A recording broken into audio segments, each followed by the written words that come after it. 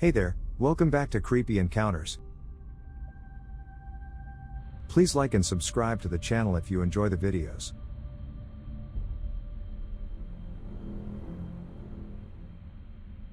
Campers or rangers of Reddit, what's the most unsettling, creepy, and/or supernatural thing that's happened to you while in the woods?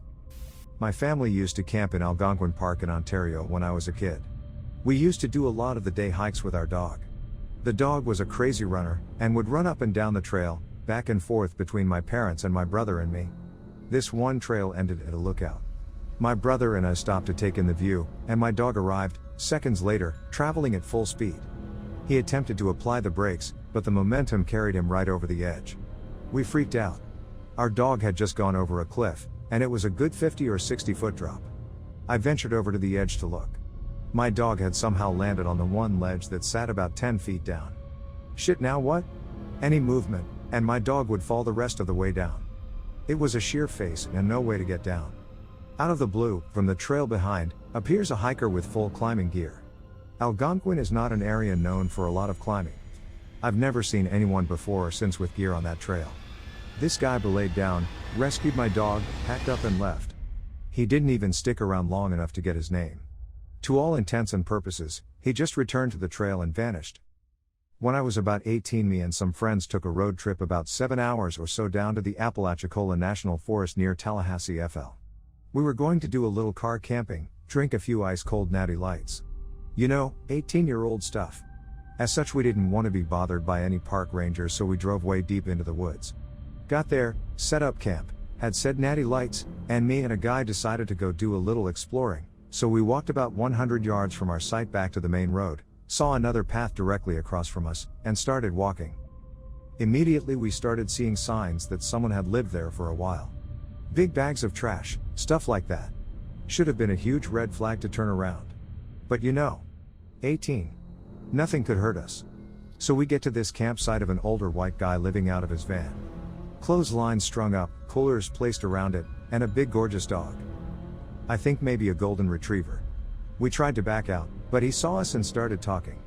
He's friendly enough, asks us where we're from, tells us about some cool spots to check out in the park. We end up chatting for 10 minutes and going on our way.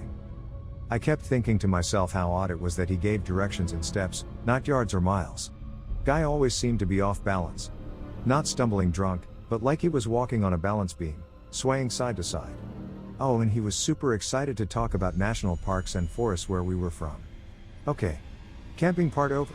We went back to our tents. Fast forward 2 months, the same buddy calls me late at night and tells me to turn on the TV to the news. I oblige. I see an old dude with a van. You see where this is headed, but I didn't, so I get pissed at my friend for waking me up. No, watch. And then I see the golden retriever and it all clicks. What the frick? That man's name was Gary Michael Hilton, convicted of at least 4 murders. He kidnapped and murdered a girl on Blood Mountain, GA, an older couple in the Pisgah, NC, and a girl in the Apalachicola at that campsite not long after we left. Yes, the very same places he had been talking to us about.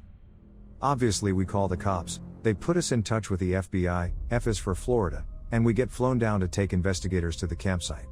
Point out every spot we saw anything, tell them exactly what he told us, and show them the places he described to us. I didn't find out until after the trial, but apparently they found what appear to be partially destroyed human finger bones in an area near the site. Had to fly down again to testify. One more story. I was camping in the Florida Keys one winter. I managed to survive the large snakes and even larger alligators as well as the scorpions which would get in my shoes at night, but one experience I will never forget. My campsite was next to an old rock quarry which had filled with water and made a good place for swimming and getting water from. There was also an old dump site close to this quarry with piles of stoves and fridges and other junk. It had been there for a while, but nothing new had been added to it for a long time. One day a fellow shows up and tells me that they were going to clean up the dump and burn some of the junk, so I better move my tent. So I gathered up all of my belongings and moved a few hundred yards back into the woods. That day they started burning the garbage, and I thought nothing about it until I climbed into my tent at night. As soon as it got dark and I was falling asleep, my tent became covered with hundreds of rats. I guess they had moved out of the dump because of the fire and were just wandering around looking for food. They were everywhere, climbing up my ropes and over the top of the tent. I shook as many as I could off and started a fire and stayed up all night hoping they wouldn't return. They seemed to be gone, so the next night I stayed in the same place thinking they had moved on to another dump or something, but no. Again, as it got dark, they all returned, bringing some of their friends, as it seemed there was more than ever now. I again shook them off the tent and got a fire going. When the morning came, I packed up my tent and headed for a new place far from those rats. As I was walking down the highway wondering if I should return to another camping spot where I had been previously. There on the highway near to that place was a dead 11-foot alligator which had crawled out from the mangroves only a few feet from where I had been camping a few weeks previously. I decided my Florida camping adventure had gone on long enough and headed back home. Not a camper or ranger, but an archaeologist. A few years back we were doing a massive survey in the middle of nowhere in the interior of BC. All the crew had gone home and it was just my boss and myself left for a few days to follow up and confirm some coordinates and finish some mapping. We head out from the motel an hour or so into the bush. Middle of nowhere along deactivated logging roads. Closest town is miles and miles away. We hike out to this one area we had found a site a few weeks previously. For some reason the whole area just felt off. So, we get down to business, and about 15 minutes after being hunched over mapping, there is this weird deafening whomp sound. Like, I could feel pressure in my ears. I immediately looked at my boss about 20 feet away and he is white as a ghost staring back at me. Standing, it freaking happens again, whomp. Ear pressure and chest pressure like I was just squeezed. Chills all over my body and every hair is standing on end. My boss just looks at me and says, "Let's go." We grab all of our SHT and speed hike back to the truck. We never discussed it. No clue what it was, but I have never been so freaked out in my life. 10 years later, I still get the chills. When I was young, from age 5 to 11, my dad lived in an old log cabin about 15 miles west of Sheridan, Wyoming in the foothills of the Bighorn Mountains. Every summer when I was visiting we would go up into the mountains backpacking and fishing for 2 days every weekend. We would park the truck, hike into a remote area fishing for trout along the way and make camp wherever we ended up. We encountered a number of strange/creepy things and got into some scary situations with wildlife, but the one that sticks with me the most was an ancient abandoned camp we found.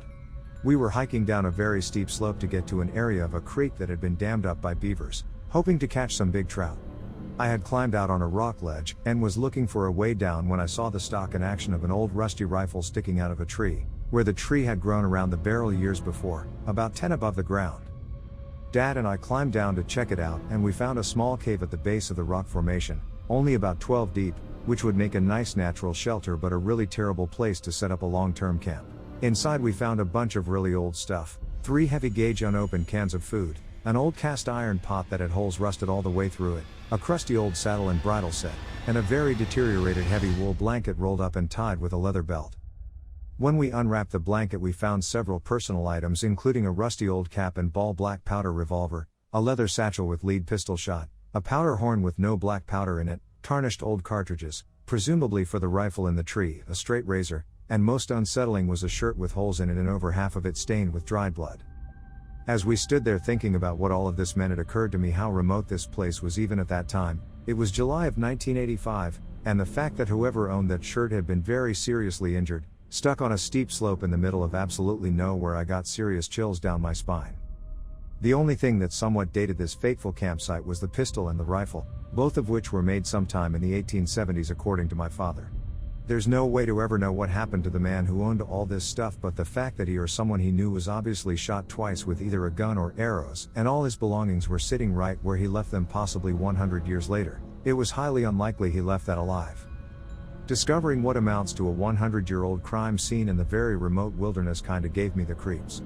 But mostly, it just made me sad to know how hopeless and alone this guy must have felt when he died.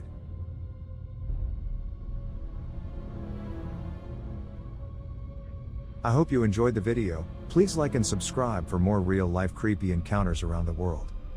See you in the next video. Bye.